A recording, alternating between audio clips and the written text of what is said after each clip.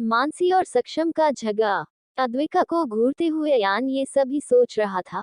वही बगल में खड़े सक्षम का दिमाग भी अब खराब हो रहा था, क्योंकि उसने कभी नहीं सोचा था जिस लड़की को उसने एक नज़र में ही पसंद लिया था उसका कैरेक्टर ऐसा होगा। वो मानसी की तरफ कुछ नाउम्मीद के साथ देख रहा था, और साथ में उसे अद्विक से जलन भी हो रही थी कि उसने उसके पहले प्यार की गाड़ी को आगे बढ़ने से ही पहले कुचल दिया। वही मानसी और अद्विका को जब ऐसा लगा कि कोई घूरती हुई निगाहें बड़े ही जानलेवा नजरों से उन्हें घूर रही है तो उन्होंने इधर उधर देखा, पर उन्हें वहां आसपास ऐसा कोई नहीं दिखा। किसी को ना देख मानसी खुशी से अपनी कुर्सी पर बैठ गई, पर फिर उसे कुछ ख्याल आया और उसने तुरंत कुछ उलझन में पूछा, पर डार्लिंग तुम उन 70 करोड़ को कैसे चुकाओगी? क्या इसके लिए तुम अंकल से रुपये मांगोगी? उसकी बात को सुन अद्विका ने भी बड़ी बेफिक्री से कहा, ओह डार्लिंग तुम इसकी टेंशन मत लो, मैंने पहले ही सारी कैलकुलेशन कर ली है। तभी अद्विका की नजर मानसी के चेहरे पर पड़ी जो अपनी बड़ी बड़ी आंखें करके उसके पीछे देख रही थी। अद्विका ने उसके इस अजीब बिहेवियर को देखा और तुरंत पीछे मुड़कर देखा तो वहां अयान और सक्षम खड़े थे। और सबसे ज्यादा हैरान कर देने वाले एक्सप्रेशन अयान के थे। वो गुस्से भरी नजरों से अद्विक की पीठ को घूर रहा था जैसे उसने अपनी बीवी को किसी गैर मर्द के साथ देख लिया हो। ये सोते हुए अद्विका अपने ही सोचने पर हैरान रह गई। उसने खुद को अपने सर पर चपत मारते हुए कहा, ओह अद्विका तेरा दिमाग भी इस रहीसजादे की तरह पत्थर बन गया है। बेचारा अयान, उसे तो पता ही नहीं था जिसकी चिंता करके वो अपने ईगो को साइड कर यहाँ आया था। उसकी नजरों में तो उसके पास दिमाग की जगह पत्थर थे। अद्विका तुरंत अपनी शीट पर खड़ा हुआ और एकदम ब्रो की तरह मिलने वाली फीलिंग के साथ उन्हें देख कहने लगा, अरे अयान और सक्षम तुम यहाँ। सक्षम तो वैसे भी अद्विक से जलन महसूस कर रहा था। उसने पहली बार अद्विक को ऑफेंड करते हुए उसे टेढ़ा जवाब दिया, कि अद्विक ये रेस्टोरेंट क्या सिर्फ तुम्हारे और तुम्हारी गर्लफ्रेंड के लिए है? अद्विक को उसका टोन अजीब लगा क्योंकि इससे पहले सक्षम उससे बहुत ही फ्रेंडली बातें करता था, पर आज कुछ तो गलत था। पर अद्विक ने उसे कुछ नहीं कहा और मुस्कुराते हुए अपनी शीट पर बैठ गया। पर मानसी को तो सक्षम का अपनी बेइज्जती सा बात करना बिल्कुल पसंद नहीं आया था। उसने भी सक्षम को ताना मारते हुए अद्विक से कहा, अद्विक तुम भी किसे ग्रिट और इज्जत दे रहे थे, जिन्हें इज्जत संभालना ही नहीं आता। उसकी इस बात पर सक्षम ने भी अपने दिल की जलन को निकालते हुए कहा, ओह मैडम आप तो इज्जत की बात ही ना करो जिसे ये भी ना पता हो कि ऐसे पब्लिक प्लेस में ऐसे किसी लड़के को किस नहीं करना चाहिए। ये बात मानसी को उसके कैरेक्टर पर जाकर लगी। उसने भी सक्षम पर चिल्लाकर कहा, तुम पहले अपनी बात करो, खुद की तो इज्जत की पॉकेट में छेद है। उसकी इस बात पर सक्षम कुछ भी नहीं बोल पाया। उसका दिमाग बार बार मानसी के कहे गए शब्दों को रिवर्स कर रहा था पर उसे समझ नहीं आया। वही पास खड़ा अयान जो जब से अपने दोस्त और उस लड़की जो उसके सो कॉल्ड मासूम रूम पार्टनर को बिगड़ रही है उनकी बहस को सुनकर इरिटेट हो रहा था, और कुछ उसे अद्विक पर भी गुस्सा आ रहा था कि कैसे अद्विक ने उसे इग्नोर कर दिया और ना ही उससे शीट के बारे में पूछा। अयान ने जब देखा कि उसका दोस्त चुप हो गया है और वो कुछ उलझन में है तो उसने कहा, उसका मतलब है कि तुम्हारे जिस मन के कोने में इज्जत तो है वहाँ छेद है जिससे तुम इज्जत को नहीं रख सकते। अयान के कहे गए शब्द इतने भयानक कि अद्विक जो शांति से ये झगड़ा देख रहा था और मस्त अपनी कॉफी को एंजॉय कर रहा था लाइक एक कमीना दोस्त, उसकी कॉफी अयान के इतने मजाकिया कंक्लूजन को सम उसके मुंह से बाहर निकल गई। वही मानसी भी जोर जोर से हंसने लगी। अद्विक ने जल्दी ने टिश्यू से अपना मुंह साफ किया और वो भी अयान को देखकर जोर जोर से हंसने लगा। वही अयान भी मौका देखकर तुरंत एक शीट पर बैठ गया। वो मानसी और अद्विक को हंसते हुए देख रहा था, जो वाजिब था कि उसकी ही बातों पर हंस रहे थे। अब अयान सिंघानिया अपने ऊपर इतना किसी और को कैसे हंसने दे सकता था? उसने तेजी से अपना हाथ उस टेबल पर मारकर कहा, स्टॉप इट। अयान की आवाज इतनी तेज थी कि मानसी और अद्विक के शरीर में भी एक डर की लहर दौड़ पड़ी। वो दोनों तुरंत शांत हो गया और अपनी आंखों से अयान को घूर घूर कर देखने लगी। तभी अयान ने अपनी बात को रखते हुए अद्विक से कहा, मिस्टर गांधी तुम एक बार फिर समाज सेवा की वजह से झगड़े में फंस गए। तभी सक्षम को भी याद आया कि वो यहाँ क्यों आए थे। उसने भी जल्दी से अयान की बात को पूरा कर कहा, हाँ अद्विक और तुमने तो उस तारा दत्त को ही छेड़ दिया। वही तारा का नाम सुनते ही अयान के मन के एक कड़वाहट और एक अलग ही तरह की नफरत दौड़ पड़ी, जैसे अभी किसी ने उसके सामने उसके सबसे बड़े दुश्मन का जिक्र किया हो। सक्षम ने आगे कहा, अद्विक, तुम्हें पता भी है तुम्हारी ये शर्ट पूरे सेंट्रल सिटी में पहुंच गई है और अभी 3 बजे शायद आधा दिल्ली भी मौजूद हो सकता है। अब सक्षम की बात को सुन अद्विक की आंखों में बेचैनी दौड़ पड़ी, क्योंकि वो अभी अपने आप को लाइमलाइट में नहीं ला सकती थी। ओह गॉड, ये प्रॉब्लम इतनी बड़ी कैसे हो गई? अद्विका ने अपने मन में सोचा। वो अभी कुछ सोच ही रहा था कि तभी उन सभी को अयान की गहरी आवाज सुनाई दी। उसने अद्विक से पूछा, क्या तुम्हें सलों की पावर ऑफ अटॉर्नी मिल गई? अद्विक की बात को सुन वहां बैठी मानसी, अद्विका और सक्षम का भी मुंह खुला रह गया। सबसे ज्यादा हैरान तो मानसी थी। उसने तुरंत अद्विक को देखा जो खुद हैरान थी। उसने तुरंत अपनी हैरानी को जताते हुए अयान से पूछा, अयान, तुम्हें कैसे पता चला कि अद्विक ने यही प्लान बनाया था? वही अयान ने मानसी की बात का कोई जवाब नहीं दिया और बस अपने मिस्टीरियस लुक के साथ अद्विक को देख रहा था। वही अद्विक जिसने अभी थोड़ी देर पहले अयान के दिमाग को कोसा था। वो अयान के इतने अच्छे प्रेजेंस ऑफ माइंड से इम्प्रेस और हैरान रह गया। आखिर अयान कोई बेवकूफ या भोला भाला इंसान तो नहीं था। वो एक बैड बॉय था और एक उभरता हुआ बिजनेसमैन। तभी उस शांत माहौल को चिरते हुए अद्विक का फोन बजने लगा। अद्विक ने देखा तो उसे अबीर कॉल कर रहा था। उसने तुरंत अबीर का फोन उठाया। अद्विका ने देखा था अब तक 50 मिनट निकल चुके थे। तभी फोन पर अबीर ने जल्दी से अपनी हाफती हुई सांसों को कंट्रोल कर कहा, ब्रो, तुम्हारा काम हो गया है। मैंने पावर ऑफ अटॉर्नी तुम्हारे नाम कर दी है और 20% शेयर्स भी। बाकी का प्रोसेस हमें मिलकर करना होगा। पर अब लिली, तुम प्रिंसेस ब्यूटी सैलून के ओनर हो गए हो। उसकी बात को सुन अद्विक के चेहरे पर एक मुस्कान आ गई। उसने एक खनकती हुई आवाज में कहा, थैंक्स ब्रो, इतने शॉर्ट नोटिस पर काम करने के लिए। मैं भी तुमसे जल्दी मिलकर सारी फॉर्मेलिटीज पूरी करूंगा। उसके बाद अद्विक ने तुरंत कॉल कट कर दिया। वही अयान की बोहें सुकड़ी हुई थी, क्योंकि सामने वाला इंसान अब उसके लिए और भी रहस्यमय बनता जा रहा था। तभी अद्विक ने सारे डॉक्यूमेंट्स को देखा और सारे डॉक्यूमेंट्स को क्रॉस चेक करके उसने अपना सर संतुष्टि में हिलाया। वो चेक कर ही रहा था कि तभी एक पल में उसका मोबाइल उसके हाथ से होते हुए एक बड़े और रफ हाथों तक पहुंच गया। अयान भी बड़े सीरियस होकर उस डॉक्यूमेंट को पढ़ रहा था। जब उसने सभी चीज को क्रॉस चेक कर लिया तो उसने अपना चेहरा अद्विक की तरफ उठाकर कहा, ठीक है, जाओ और उस घमंडी औरत को उसकी असली जगह दिखाकर आओ। मानसी ने खुशी से चाहते हुए पूछा, अयान, क्या तुम भी चलोगे हमारे साथ तमाशा देखने? उसकी बात पर अयान की बुहें थोड़ी सिकुड़ गई और फिर कुछ सोचते हुए उसने मानसी को मना कर दिया। अयान के मना करने पर अद्विक को भी थोड़ा बुरा लगा। दरअसल वो अयान को दिखाना चाहता था कि वो भी किसी से कम नहीं और उसे सिर्फ फंसने का ही नहीं बल्कि दूसरों से अच्छी तरह लड़ना भी आता है। थोड़ी ही देर में तारा दत्त अपने चेहरे पर बड़ी सी मुस्कान लिए अपने साथ कुछ आदमियों को लेकर खड़ी थी। जैसे देखने से वो मिनिस्ट्री के लोग और बड़े बड़े अधिकारी लग रहे थे।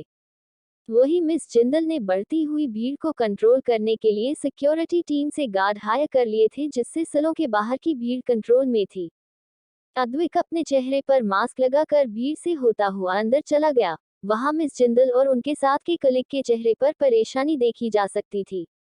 अद्विक को अंदर आते देख तारा दत्त अपनी घमंडी आवाज में जोर से बोली, ए लड़के, क्या तुम तैयार हो माफी मांगने के लिए? बोलो। उसके शब्दों से ऐसा लग रहा था कि जैसे उसने जो सोचा है वो तो होगा ही। पर अद्विक ने भी बड़े सलीके से अपने चेहरे का मास्क उतारा और वो तारा को देखने लगा।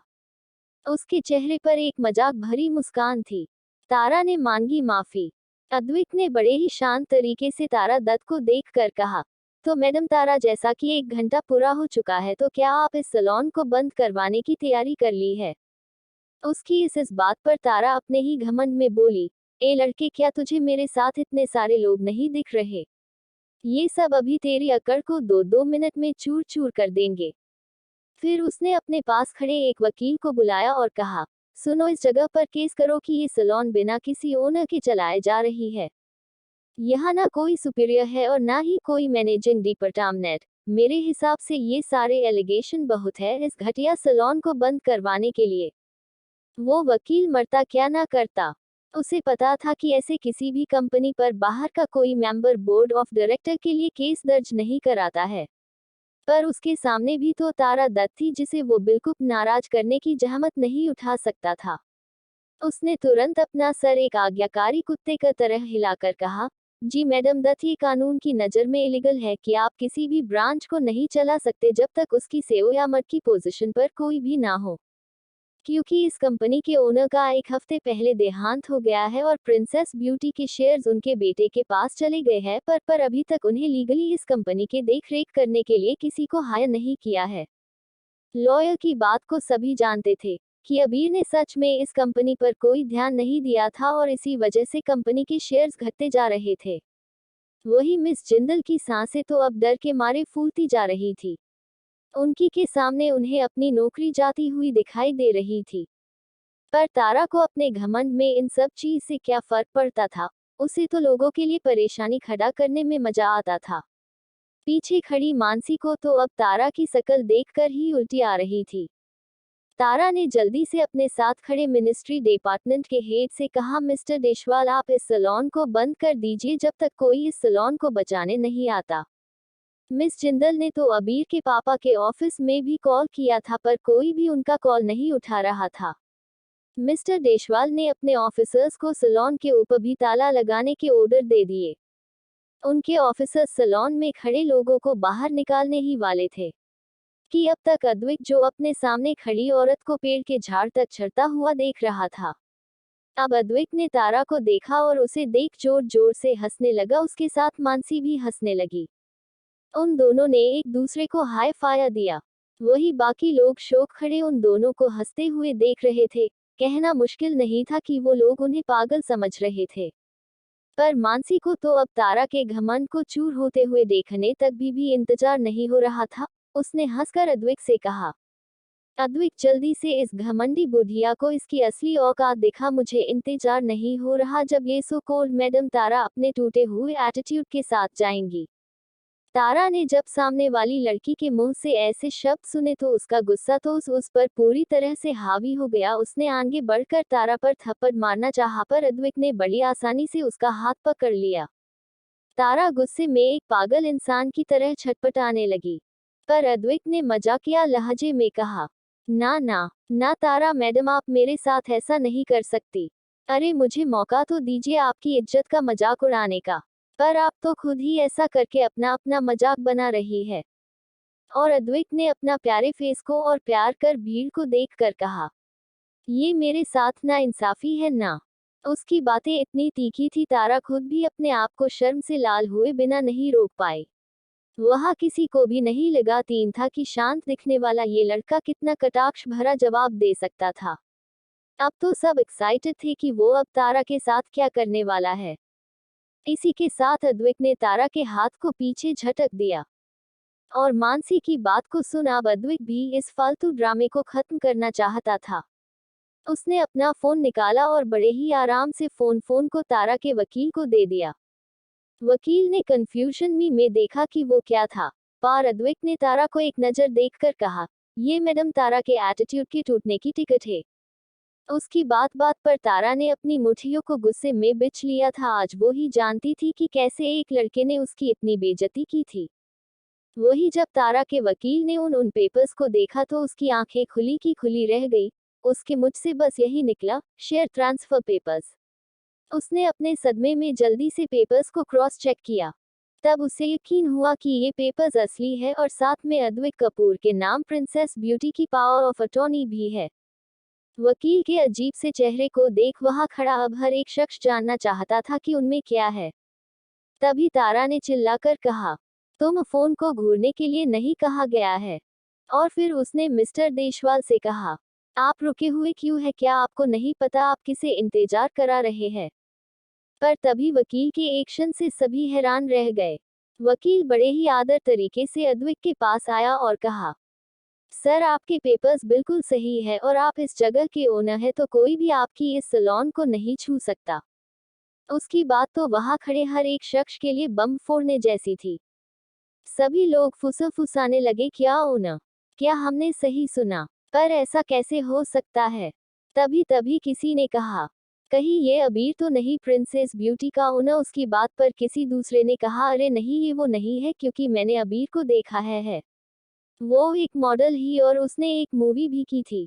और वही मैडम तारा के कान तो कुछ सुनने से हो गए थे, वो मानना ही नहीं चाहती थी कि उन्होंने जो सुना वो सब सच था या नहीं।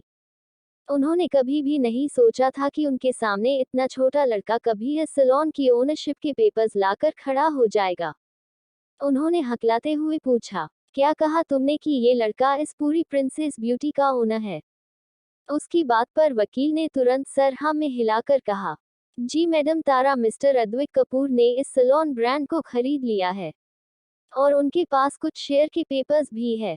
और सबसे बड़ी बात, उनके नाम पावर ऑफ अटॉर्नी है जो उन्हें इस कंपनी का लीडर बनाती है। ये सब सुन तो मिस जिंदल की आंखों में भी खुशी के आंसू झलकने लगे। चलो फाइनली अब उन लोगों का सैलून बेसहारा नहीं होगा, उन्हें भी फंड मिलेगा। वही वकील की सारी बातें तारा के मुंह पर थप्पड़ जैसी थी। उसने अपना आपा खाते हुए बिल्कुल पागल इंसान की तरह कहा, ये कैसे हो सकता है? ये सालों ब्रांच 1 घंटे में ही इसके नाम कैसे हो सकती है? नहीं, ये झूठ है, ऐसा हो ही नहीं सकता। जरूर ये पेपर नकली है। पर वकील ने साफ साफ इनकार कर दिया कि ये पेपर नकली है। अद्विक मजे से तारा की इस हालत को देख रहा था। उसे तारा कर घमंड को ऐसे चूर चूर होते हुए देख बड़ा मजा आ रहा था। क्योंकि तारा ने मिस जिंदल और उसकी बेस्ट फ्रेंड की बहुत बेइज्जती की थी, तो इस नाते उसे तारा से कोई भी हमदर्दी नहीं थी। अद्विक ने मिस्टर देशवाल की तरफ देखकर कहा, मिस्टर देशवाल अब इस सैलून का भी ओनर ही है और उसके कस्टमर भी है, तो मुझे नहीं लगता कि आप मेरे सैलून पर कोई केस कर सकते हो। फिर उसने तारा को देखकर कहा, मैं अपने भगवान समान ग्राहक को अच्छे से खुद हैंडल कर लूंगा। उसकी इस बात पर मिस्टर देशवाल को थोड़ी शर्मिंदगी महसूस हुई। उन्होंने एक नज़र तारा को घूरा और वहां से अपने ऑफिसर्स के साथ चले गए। थोड़ी देर में सैलून में बस स्टाफ के अलावा बस 3 लोग बचे थे। अद्विक ने तारा को देखा जो शायद गुस्से से कांप रही थी। पर अद्विक को ऐसे लोगों से कोई सहानुभूति नहीं थी जो अपने से छोटों को नीचा दिखाते हैं। उसने अब कड़े लहजे में तारा को देखकर कहा, मैडम तारा, शर्त के मुताबिक मैं अब आपसे कह रहा हूँ कि आप इस वक्त मेरी दोस्त और मिस जिंदल के सामने अपने कान पकड़कर अपनी बदतमीजी के लिए माफी मांगे। ये सुनकर तो तारा गुस्से में तिलमिलाने लगी। उसने जल्दी से अपनी ऊंची आवाज में कहा, मैं कोई इन 2 कौड़ी की लड़कियों के सामने माफी नहीं मांगूंगी। भला अद्विक कैसे नहीं जानता था कि तारा का यही जवाब होगा। उसने एक बार अपनी उसी कड़क आवाज में पूछा, क्या तुम नहीं करोगी? पर तारा भी कैसे अपने घमंड को टूटने दे सकती थी। उसने तुरंत इनकार कर दिया। तभी अद्विक ने वो रिकॉर्डिंग चलाई जब उन लोगों ने एक दूसरे से शर्त लगाई थी। उसे सुन तो वहां सभी लोग शौक रह गए और तारा का चेहरा पिला पड़ गया। किसी ने नहीं सोचा था कि अद्विक इतना चालाक होगा। मानसी तो वही खड़ी होकर अपनी तारे जैसी चमकती हुई आंखों से अपने दोस्त को देख रही थी, जो कितनी स्मार्ट एंड इंटेलिजेंट थी। तारा अब कुछ नहीं कर सकती थी। उसने अपने अपने कान पकड़े। ये सच में बहुत ही अजीब और बचकाना था, पर तारा जैसे घमंडियों को लिए एकदम सही। तारा ने बहुत ही स्लो आवाज में कहा, सॉरी। पर मानसी कैसे इस बात को जाने दे सकती थी? उसने भी कहा सुनाई नहीं दिया। तारा इन सब से इतना इरिटेट हो गई, उसने जोर से चिल्लाकर कहा, सॉरी। और फिर 1 मिनट भी यहाँ बर्बाद ना करते हुए वो यहाँ सैलून से गुस्से में पैर पटक कर चली गई। वही वो लोग इन सब से बेखबर थे कि 2 लोग एक जगह खड़े होकर वहां का सारा तमाशा देख रहे थे। सक्षम ने उस वीडियो को बंद किया जो उसने तारा को सॉरी कहते हुए बनाया था, और उसने इस वीडियो को इस तरह से बनाया था कि उसमें अद्विक और मानसी की शक्ल नहीं दिखाई दे रही थी। अयान ने सक्षम के हाथ से उस वीडियो को देखकर एक स्माइल दी। ये साफ था कि उसने तारा के लिए बहुत बुरा सोच रखा था। अयान ने उस वीडियो को तुरंत एक शख्स को भेजा। फिर उसने अद्विक और मानसी को देखा। तभी सक्षम ने अद्विक से कहा, ब्रो तेरा पार्टनर तो बहुत अच्छा और कैपेबल भी है। फिर उसने कहा, वैसे वो थोड़ा लड़कीबाज है पर वो होशियार बहुत है। तू उसे ज्यादा परेशान मत करियो, शायद फ्यूचर में वो हमारी तिकड़ी में जुड़ जाए। वही लड़की बात सुनकर अयान के मन में मानसी के साथ हॉस्पिटल की बातें और फिर रेस्ट्रो की किस दिमाग में आने लगी। उसने अब सोच लिया था कि उसे क्या करना था। उसने सक्षम से कुछ नहीं कहा और अपनी स्पोर्ट बाइक को स्टार्ट कर कॉलेज के लिए निकल गया। जब अयान कमरे में आया तो उसे कमरा पूरा साफ दिखा। वो वॉशरूम गया तभी उसने देखा कि उसका फेस वॉश खत्म हो गया है। उसने ज्यादा ना सोचते हुए जब अद्विक के फेस वॉश को देखा तो वो हैरान रह गया। उसने मन में सोचा, क्या अद्विक इस हद तक बीमार है कि वो अब अपने लिए लड़कियों के प्रोडक्ट्स रखने लगा है। नहीं अयान, तुझे कुछ करना होगा। फिर अयान ने कहा, आज अद्विक से उसकी बीमारी के बारे में साफ साफ पूछूंगा। अद्विक पागल या अयान? अद्विक ने फिर सैलून के स्टाफ से बात की और उन्हें बताया कि अब सैलून कभी बंद नहीं होगा बल्कि वो लोग पहले से भी और अच्छा करेंगे। अद्विक और मानसी सैलून से कुछ शाम 7 बजे निकले। अद्विक ने जब देखा कि 7 बज गए हैं तो उसने मानसी को पहले उसके घर छोड़ा और फिर वो हॉस्टल के लिए निकल गया। अद्विक सबसे पहले रूम में ना जाकर कैंटीन एरिया में गया जहां ज्यादा लोग नहीं थे। जाहिर था रात में लड़के अपने मन का ही खाना खाना पसंद करते थे और कैंटीन का खाना कभी भी उनके हाई स्टैंडर्ड को मैच नहीं करता था। उसने चारों तरफ नजर घुमाकर जब देखा तो उसने अपने लिए दुख जताया। अद्विक एक निवाला अपने मुंह में रखकर अपने आप से कहा, यार ये गरीब होने की फीलिंग भी अलग है। आज आज मेरे पास रेस्टोरेंट तक में खाने के लिए रुपये नहीं बचे हैं। बेटा अद्विक, तुझे कुछ ना कुछ तो करना होगा, नहीं तो तू ऐसे ही गरीबी में पूरा कॉलेज ईयर नहीं निकाल सकता। जैसे तैसे करके अद्विक ने खाना खत्म किया और वो अपने रूम में चला गया, वो भी इस बात से अनजान आज उसे अपने दोस्त की दगाबाजी झेलनी है। अद्विक ने जब गेट ओपन किया तो अयान अपने बेड पर बैठा लैपटॉप पर कुछ काम कर रहा था। वो तुरंत अंदर गया और अयान से कैजुअल होकर पूछा, आज के बारे में बताओ, तुम अचानक से कैफे में आ गए और फिर चले भी गए। पर तभी अयान ने उसकी बात को काटते हुए कहा, मेरी छोड़ो, पहले अपने फोन पर कुछ देखो, मैंने तुम्हें कुछ भेजा है। अद्विक ने भी ज्यादा न सोचते हुए ही फोन में आए अयान के मैसेज को देखा। अयान के मैसेज को देख अद्विक को आंखें पहले से 2 गुना बड़ी हो गई। उसने गुस्से में चिल्लाकर कहा, अयान सिंघानिया, यू इडियट, तुम क्या पीकर बैठे हो जो मुझे ये फालतू चीजें भेज रहे हो। पर अयान ने अद्विक को देखा। आज अद्विक की आंखों में गुस्सा नहीं, सहानुभूति थी। अद्विक अपने लिए उसकी ऐसी नजर देख और चिढ़ गया। उसने अपने बेड पर रखा पिलो उठाया और अयान को मारते हुए कहने लगा, तुमने क्या सोचकर कल शाम को मेरी अपॉइंटमेंट दिल्ली के मशहूर फिजियाट्रिस्ट से कराई है? हाँ, क्या तुम्हें मैं पागल नजर आता हूँ? तुम्हारी किस आंख ने मुझ में पागल जैसे लक्षण देखे? बोलो। अयान ने अद्विक की स्प्लिट पर्सनालिटी डिसऑर्डर के लिए, जिसमें कभी कभी वो अपने आप को अपनी मरी हुई बहन जैसा समझ लेता था, उसके इलाज के लिए उसने फिजियाट्रिस्ट से अपॉइंटमेंट ले ली। आया ने बड़े आराम से अद्विक के हाथों को पकड़ लिया जैसे वो सच में किसी बीमार इंसान से बात कर रहा हो।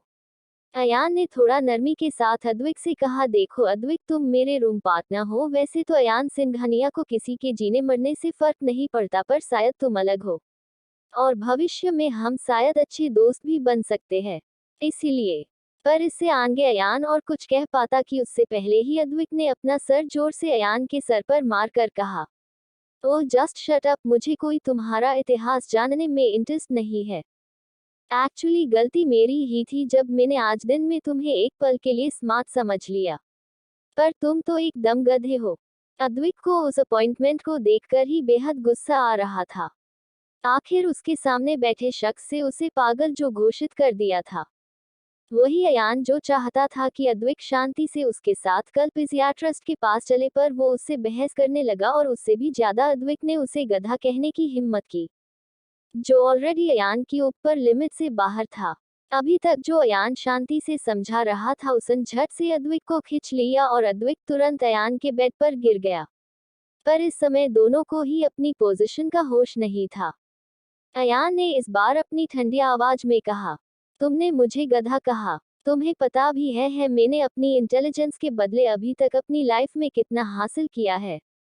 अद्विक ने भी मुंह बनाकर जोर से कहा, हाँ तो मुझे उस इंसान के कारनामे जानने भी नहीं है जो एक अच्छे भले इंसान को फिजियाट्रिस्ट के पास ले जाने को कहे। और इसी के साथ अद्विक ने अयान पर हाथ साफ करने की सोची। उसने उसके पेट पर मुक्का मारने के लिए हाथ बढ़ाया ही था कि तभी अयान ने जल्दी से एक मूव में ही अपने एक हाथ से अद्विक के हाथों को ब्लॉक कर दिया। अयान ने उसे एक चिढ़ाने वाले अंदाज में देखा, जैसे कह रहा हो कि तुम्हारे ये छोटे हाथ मेरा कुछ नहीं बिगाड़ सकते। फिर उसने अद्विक को देखा जिसका चेहरा गुस्से में लाल था और शायद हैंडसम की जगह बहुत सुंदर लग रहा था।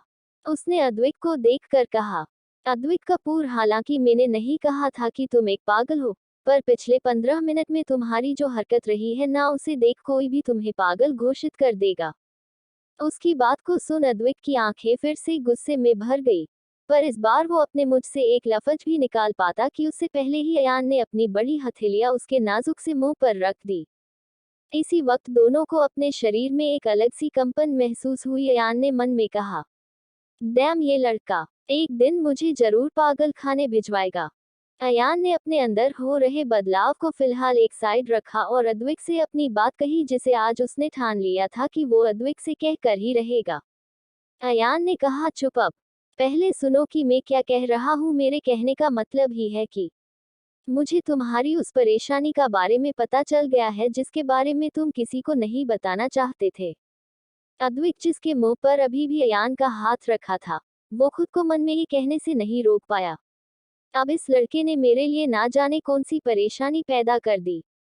उसने अपने मुझ से अयान के हाथ को हटाकर ये पूछना चाहा कि ऐसी मुझे अब बैठे बैठे कौन सी परेशानी हो गई, पर अयान था कि उसके इशारों को समझ ही नहीं रहा था। गुस्से में आकर अद्विक ने अयान के हाथ को काट लिया और झटके से अपने से दूर कर कहा, क्या परेशानी है मुझे जो मैं किसी को नहीं बता सकती। उसके ऐसे रिएक्शन पर अब अयान का पेशेंस बिल्कुल ही खत्म हो चुका था। उसने अपनी बात को गुस्से में जोर से चिल्लाकर कहा, मुझे तुम्हारी उस दोस्त ने बता दिया है कि तुम अपने बारे में हम सबसे छुपा रहे हो, और तुम्हें पसंद नहीं कि कोई ये जाने कि तुम लड़की समझते हो अपने आप को।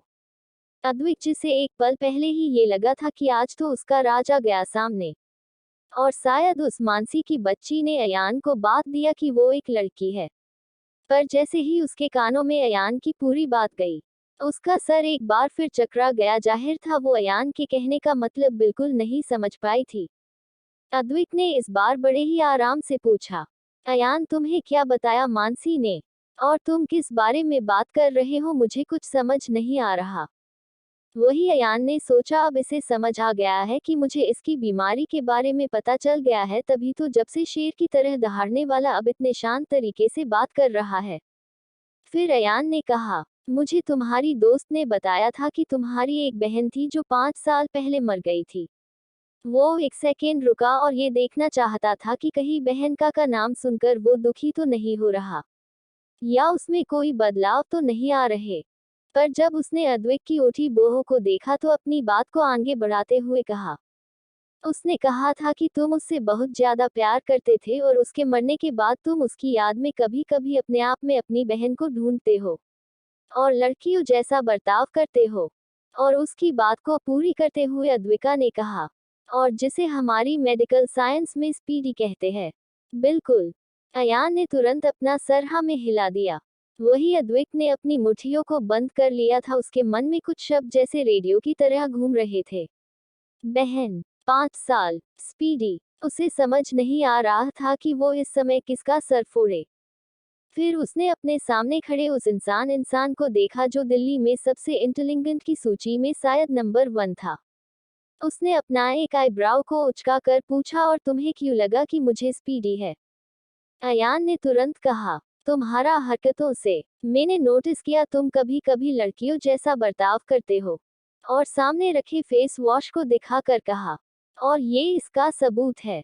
उसकी बात पर अद्विक उधर गया और उसने उस फेस वॉश को उठाकर सीधा अयान पर फेंक कर कहा, पागल इंसान, तुम एक नंबर के बेवकूफ हो। तुम्हें एक 18 साल की लड़की बेवकूफ बना गई। उसके इन शब्दों से अब हैरान होने की बारी अयान की थी। अयान अब कुछ क्लियर करना चाहता था कि तभी उसने देखा कि अद्विक ने अपने फोन पर किसी को फोन लगाया है। उधर से जैसे ही किसी ने कॉल उठाया, अद्विक ने जोर से चिल्ला कर कहा, मानसी। मानसी का झूठ आया सामने।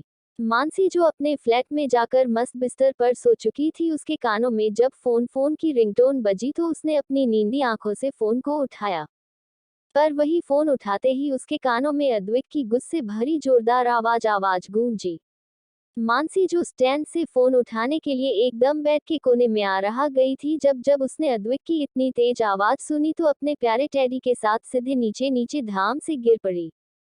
उधर अद्वैत गुस्से में अयान को घूर रहा था। उसे भी समझ आ गया था कि मानसी बेड से नीचे गिर चुकी है। पर इस वक्त अद्विका सच में बेहद गुस्से में थी। उसने बिना मानसी की बात सुने कहा, मानसी तूने अद्विक को क्या कहानी सुनाई है, बता।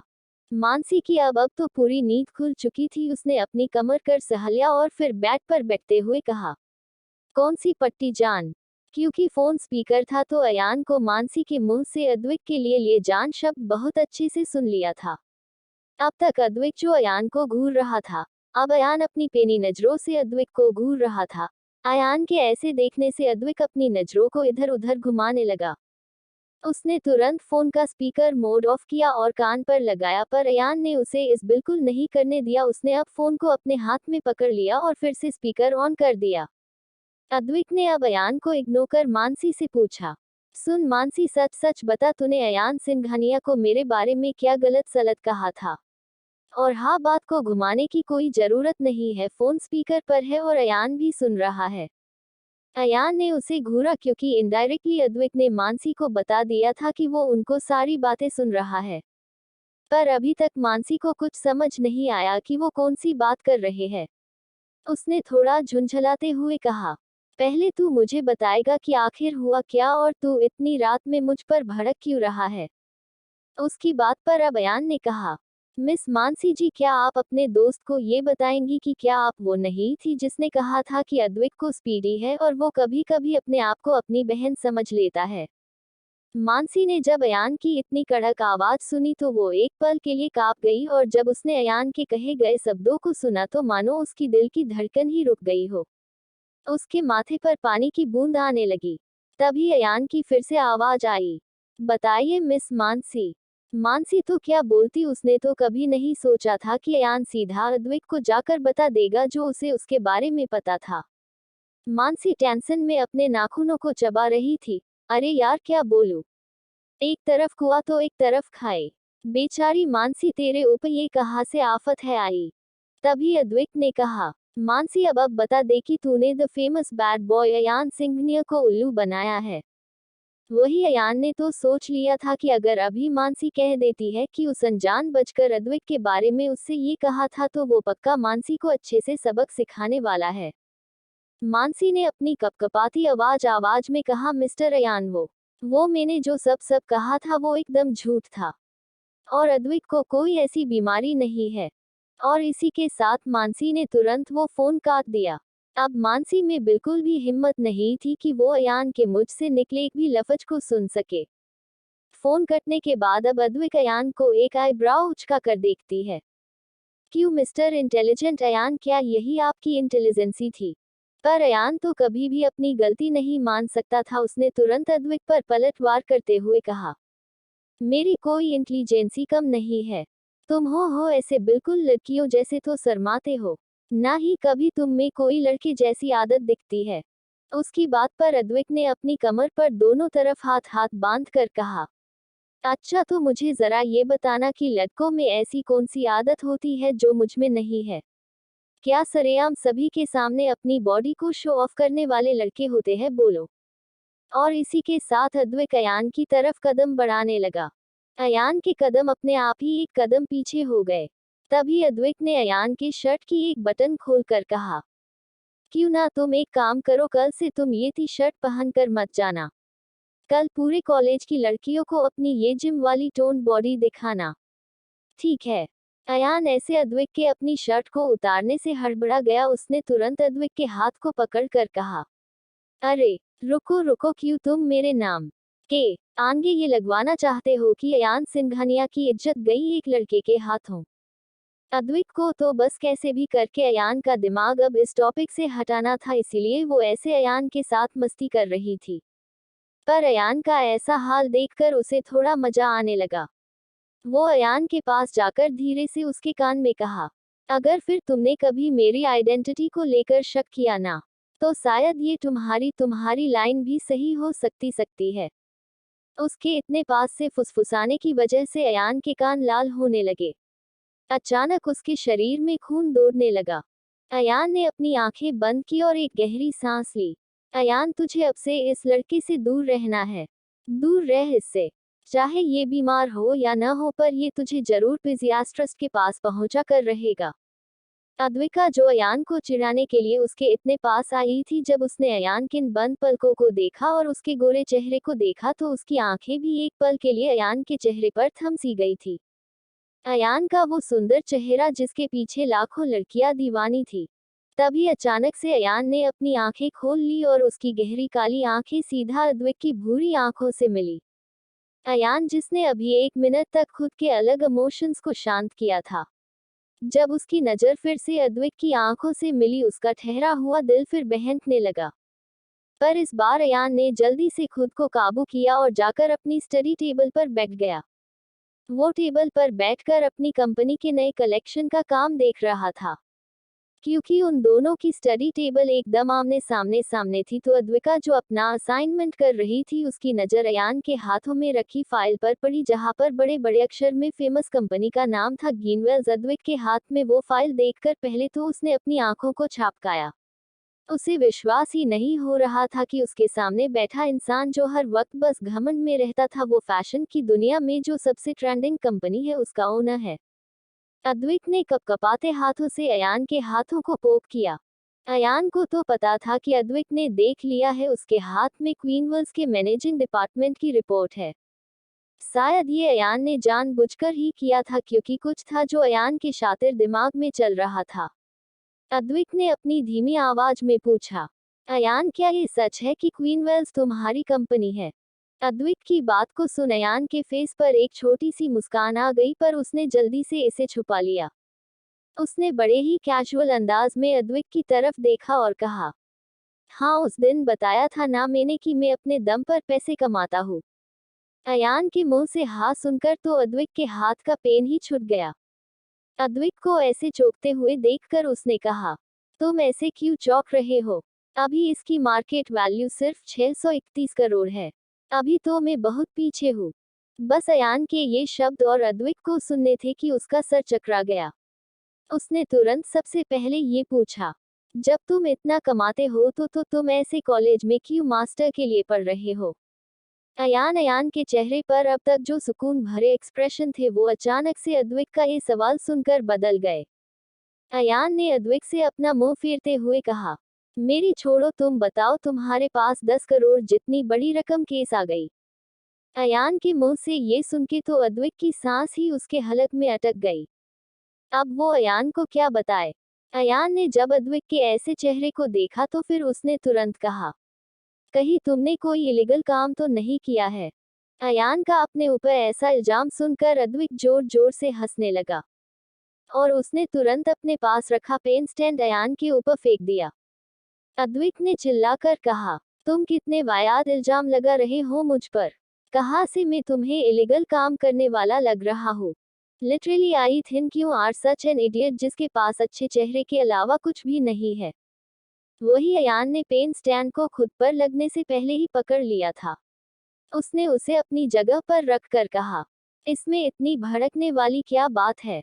अगर वो रुपए तुम्हें तुम्हारे घर वालों ने दिए थे तो इसका मतलब ये नहीं कि तुम काफी अमीर खानदान से आते हो। और अगर तुम सच में इतने अमीर होते तो क्या तुम ऐसी जगह पर पड़ते? उसकी बात को सुन पहले तो अद्विक सच में बेहद घबरा गया कि कहीं अयान को कुछ पता तो नहीं चल गया है। पर फिर अचानक से उसके दिमाग में कुछ आया और उसने तुरंत कहा, तो क्या तुम्हारे परिवार वाले अमीर नहीं है? तुम्हारे पापा की कंपनी पूरे दिल्ली की सबसे बड़ी कंपनी है, और अगर उनके साथ तुम्हारी भी कंपनी मिला दे तो शायद तुम इंडिया के टॉप रिचमैन की सूची में भी आ जाओगे। तो क्या अब तुम्हें नहीं लगता कि तुम्हें भी बाहर पढ़ना चाहिए था? अद्विक ने अयान के खिलाफ फैलाए अफवाह। अद्विक की बात को सुन अयान की तो बोलती ही बंद हो गई। उसने बिल्कुल नहीं सोचा था कि वो उस पर इस तरह से पलटवार करेगा। अयान ने अद्विका को पहले घुरा, फिर एक गहरी सांस भरकर बोला, कुछ मामले ऐसे होते हैं जिनके बारे में बात नहीं ही की जाए तो अच्छा होगा। ये तो अद्विका भी जानती थी कि अद्विक का कुछ ना कुछ तो कारण था जिस वजह से वो अचानक इस कॉलेज में पढ़ने के लिए आ गया था, और इसी बात का फायदा उठाकर उसने बात को पलटने की कोशिश की थी। अद्विका ने भी एक मुस्कान के साथ कहा, तो ठीक है, इसी तरह तुम मेरे बैकग्राउंड के बारे में सोचना छोड़ दो। मेरी भी कुछ वजह है जिस वजह से मैं यहाँ हूँ। इसी के साथ अद्विक को वो काला दिन याद आ गया था जब वो अपने पापा से दूर हुई थी। आखिर कितना समय हो गया जब उसने अपने पापा के मुंह से अपना नाम नूर नहीं सुना। अद्विका ये सब सोचकर बेहद इमोशनल हो रही थी, इसीलिए वो तुरंत अयान से अपनी नजरों को फेर लेती है और अपनी बुक्स को बंद कर सबसे पहले वॉशरूम की तरफ चली जाती है। वॉशरूम में जब उसने अपने फेस वॉश को देखा तो उसे हंसी आने लगी। उसने पहले ही हॉस्टल में अपने सारे प्रोडक्ट्स को ऐसे ब्रांड में लिया था जो लड़के और लड़कियों में कॉमन हो, पर जहां शक का कीड़ा चलता है वहां कुछ भी नजर नहीं आता। और ऐसे ही अयान ने भी उस फेस वॉश पर फॉर एवरीवन यूजेस नहीं देखा था। आज भी वो दोनों अपने मन में कई सवालों को लिए सो गए थे। अगले दिन अब अद्विक भी सुबह की मॉर्निंग एक्सरसाइज के लिए जाता था। आज जब अद्विक कॉलेज गया तो उसके पूरे शरीर में इतना दर्द हो रहा था कि उसे ये बिल्कुल हैंडल नहीं हो रहा था। एक तो ट्रेनिंग बिल्कुल लड़कों वाली थी, उसकी बॉडी पहले से काफी ट्रेंड थी, पर उसे ऐसे इतने दिनों बाद ओवर एक्सरसाइज करके बेहद पेन हो रहा था।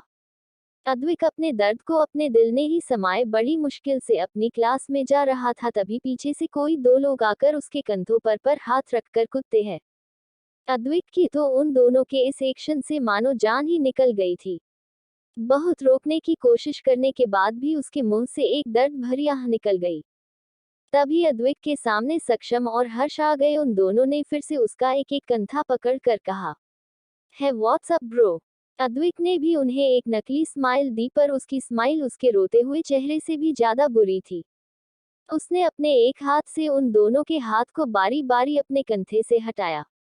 वही हर्ष ने जब अद्विक का ऐसा रिएक्शन देखा तो उसने मुंह बनाकर कहा, अद्विक, तुम्हें आए हुए अब एक हफ्ता हो गया है, पर तुम अभी तक हम लोगों से घुले मिले ही नहीं हो। फिर हर्ष ने थोड़ा मजाक भरी टोन में कहा, क्या तुम सिर्फ अयान को ही पसंद करते हो? हर्ष के ये शब्द सुन तो अद्विक गुस्से में हर्ष को घूरने लगा। उसने तुरंत अपने एक पैर से हर्ष के पैर पर मारकर कहा, क्या तुम्हें नहीं लगता तुम्हें कुछ ज्यादा ही भरोसा है अपनी दोस्त की काबिलियत पर? हर्ष को बिल्कुल नहीं पता था कि अद्विक उसके पैर पर ही मार देगा। वो उसे पकड़ जोर से आकर सहलाने लगता है, पर हर्ष और सक्षम को सबसे ज्यादा शॉकिंग बात तो अद्विक के शब्द लगे। वो दोनों ही नासमझी में अद्विक की तरफ देखने लगे। अद्विक ने जो अभी मजाक में जो भी लाइन बक दी थी उसका उसे एहसास तब हुआ जब उसे सक्षम और हर्ष की घुरती हुई नजर खुद पर महसूस हुई। अद्विका अपनी बात को कवर करना चाहती थी, पर फिर उसे कुछ शैतानी ख्याल उसके दिमाग में आया और उसने तुरंत शॉकिंग एक्सप्रेशन के साथ अपने मुंह पर हाथ रख लिया, जैसे कि उसने क्या हो बोल दिया हो। हर्ष, जिसकी नजर में तहकीकात साफ साफ नजर आ रही थी, उसकी आंखें कुछ अचंभे से बड़ी हो गई। उसने हकलाते हुए कहा, तुम्हारा मतलब अयान? और इसी के साथ उसने सदमे में अपने मुंह को ही अपने हाथों से बंद कर लिया। तभी अद्विका ने बिल्कुल ऐसे एक्सप्रेशन अपने चेहरे पर लाए जैसे वो कुछ छुपाना चाहता हो। उसने तुरंत उसकी बात पर रिएक्ट कर कहा, क्या तुम्हें कुछ नहीं पता था? रुको रुको, तुम ये समझो मैंने तुमसे कुछ नहीं कहा। और इसी के साथ अद्विक वहां से अपनी क्लास में भाग गया। क्लास के डोर पर पहुंचकर उसने अपनी तेज चलती हुई सांसों को काबू किया और उसके चेहरे पर एक शरारती मुस्कान छा गई। बहुत मजाक बनाया था ना तुमने मेरा बच्चू, अब पता चलेगा जब तुम्हारे दोस्त तुम्हें अलग ही नजरों से देखेंगे। फिर उसने बड़े ही शान से अपने बालों में हाथ को फिराया और कहा, इसे कहते हैं सांप भी टूट जाए और लाठी भी ना मरे। तभी पीछे से गागी ने आकर कहा, सांप भी मर जाए और लाठी भी ना टूटे। अद्विक, जो इस समय खुशी से बदलों में था, उसने अलग आवाज को फील ही नहीं किया और अपनी बात को आगे बढ़ाते हुए कहा, जो भी हो, पर मजा तो आएगा जब उस अड्डू की इज्जत लूटेगी। उसकी बात को सुन उसकी दीवानी हुई गागी अजीब से एक्सप्रेशन बनाकर कहने लगी, किसकी इज्जत जाने वाली है। तभी अद्विका को एहसास हुआ कि वो किससे बात कर रही थी। उसने सामने गागी को देखा और जल्दी से अपनी बात को कवर कर कहा, कुछ नहीं नहीं गागी। और फिर उसने गागी का माइंड हटाने के लिए अपने चेहरे पर एक चार्मिंग सी मुस्कान लाकर कहा, अरे वाह Gagi, you are looking so beautiful today. Advik के इतने ही शब्द थे कि गागी फिर एक बार शिमला की वादियों में पहुंच गई थी। उसका दिमाग सब कुछ भूल भी अद्विक के फोकस चेहरे को देख रहा था। वही अद्विका मन में कहने लगी, वाह भगवान वाह, कहीं ऐसा ना हो एक दिन जब मैं लड़की बनूं तो शादी करके अपने पापा के सामने उनका जमाई नहीं बल्कि बहू लेकर जाऊं। अब ये तो भगवान बाद में तुम्हारे चढ़ाए हुए प्रसाद के बाद ही तय करेंगे। वही अभी भी हर्ष और सक्षम एक दूसरे को देख रहे थे। हर्ष में सक्षम के कंधे को पकड़ कर कहा, अभी जो अद्विक ने कहा या जो नहीं कहा उसका मतलब क्या था। सक्षम ने भी उसी तरह खोए हुए स्वर में कहा, शायद उसका मतलब ये था हमारा जिगरी यार, लंगोट यार गे था। इसी के साथ दोनों दोस्तों ने एक दूसरे को गले लगा लिया और एक दूसरे की पीठ को थपथपाने लगे, जैसे अभी अभी अद्विक उन्हें बता कर गया हो, जैसे अयान स्वर्गवासी हो गया हो। अद्विक ने बड़े ही स्मार्टी तरीके से आग लगा दी है कि जब आग बुझे तब पता भी ना चले कि आग किसने लगाई थी। उसने ना कुछ बोलकर भी हर्ष और सक्षम के मन में शक डाल दिया और साफ साफ मुंह से कुछ भी नहीं बोला।